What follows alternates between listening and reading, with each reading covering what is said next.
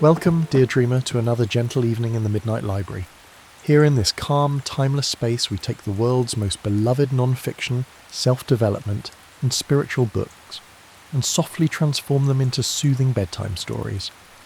Stories not meant to energize but to cradle you, to quiet the buzz of the day and gently guide you toward rest. Tonight's story is for those who feel like they've been living someone else's life, for those who've put aside their own dreams to be what others needed, for anyone who feels adrift, stagnant, or like their spark has grown dim.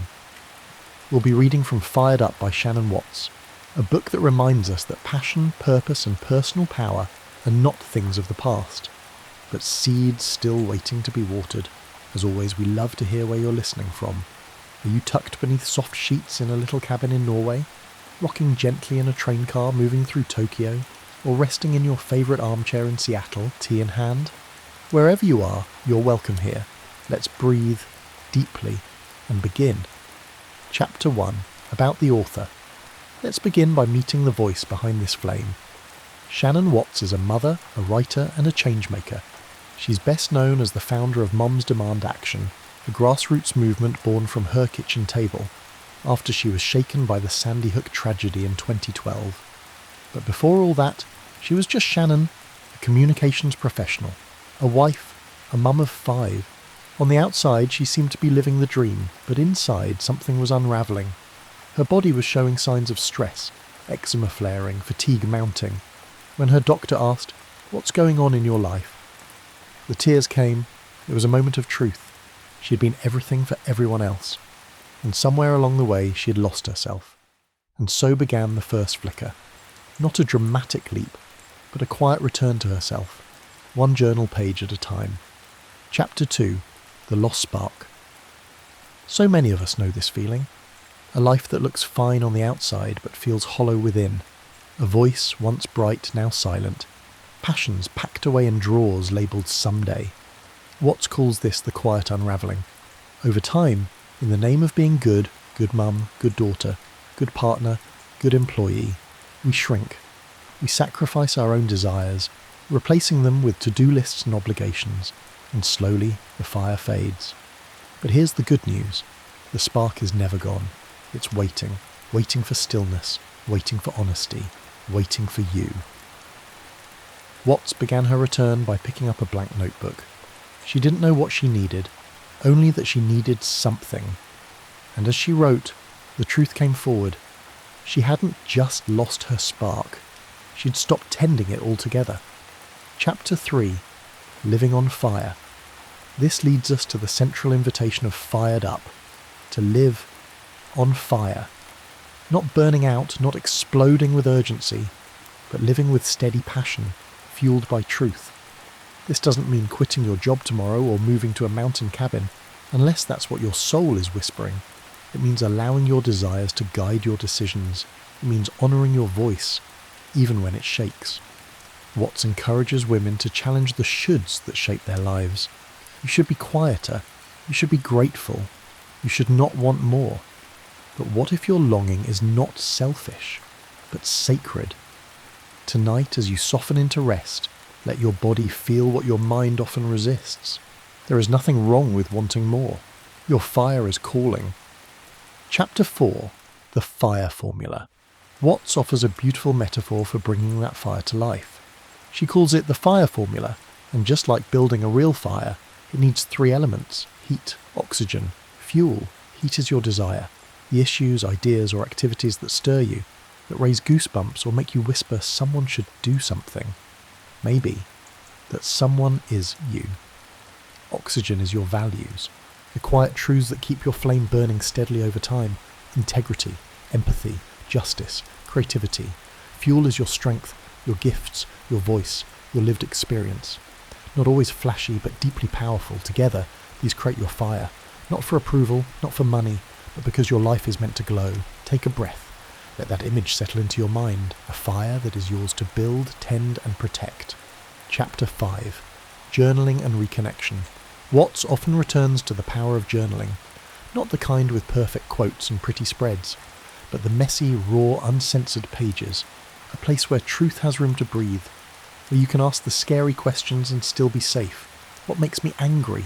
What have I outgrown? What have I stopped myself from doing, and why? She encourages you to write a dream list.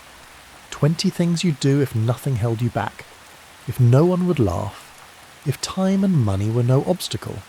Write it not to solve anything tonight, but to remind yourself that you're still in there, waiting. Chapter 6. The Messy Middle. When Shannon launched Mum's Demand Action, it felt thrilling, purposeful, big. And then came the messy middle. Hate mail, criticism, sleepless nights, Mum guilt, self-doubt. She questioned everything. And then one day she remembered. She had a choice. She chose to stay. Not because it was easy, but because the fire mattered more than the fear. This messy middle is part of every growth story, and you'll move through it too. Tonight, as your body softens, know this. Even when it's hard, your fire is guiding you forward. Chapter 7. The Bonfire of Belonging. No fire lasts without community. Watts encourages us to find our bonfire, a circle of others who hold the same spark. It might be one friend, a local group, an online forum, a book club, or even listeners here at the Midnight Library. Vulnerability is the bridge. You don't need to be perfect, just real. Say, I'm struggling. Say, I want more. Say, I'm trying something new. You'll be amazed who steps into the firelight with you. Chapter 8. Protecting the Flame. Here's the truth no one tells you. When you start living with purpose, not everyone will clap. You may face judgment, guilt, pushback, even from people you love. Watts calls these extinguisher emotions. They dim your fire with shame and doubt. That's why boundaries matter. That's why self-compassion matters. That's why learning to say no matters. Because you can't light the world if your flame keeps going out. You're allowed to protect your joy, allowed to disappoint others, allowed to take up space. That's not selfish. That's sacred. Chapter 9. Letting the fire die and rise again. Not all fires are meant to burn forever. After 11 years of activism, Shannon stood in the White House Rose Garden as a federal gun safety bill passed, and she knew it was time to step away. Fires have a life cycle, and knowing when to let go is just as important as knowing when to begin. You may feel stagnant, restless, called towards something new. That's not failure, that's transition. Like the poet Sandra Cisneros, still seeking new fires at 70, your next chapter can be your brightest yet. Let yourself release and rekindle. Chapter 10. The Legacy of Light. The legacy isn't one perfect fire.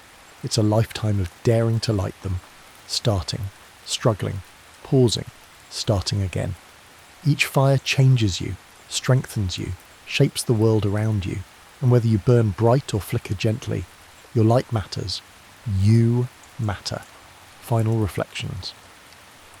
Tonight's story wasn't a roadmap. It was a mirror, reflecting back the spark you still carry. The one that says, there's more in me yet. The one that says, I'm not done becoming.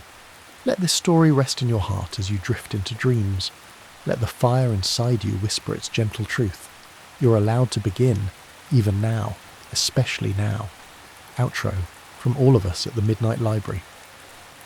Thank you for joining us in the Midnight Library, where powerful books become soft companions for the night, where ideas unfold like petals, and where your dreams are held with care. If you're enjoying these stories, tell us where you're listening from. We love hearing from this global circle. From your bed in Bali, to a couch in Cape Town, to a cabin by a snowy lake in Canada. It's always comforting to know we're not alone under this wide, quiet sky. Until next time, tend to your fire, trust your spark. Good night and sweet dreams.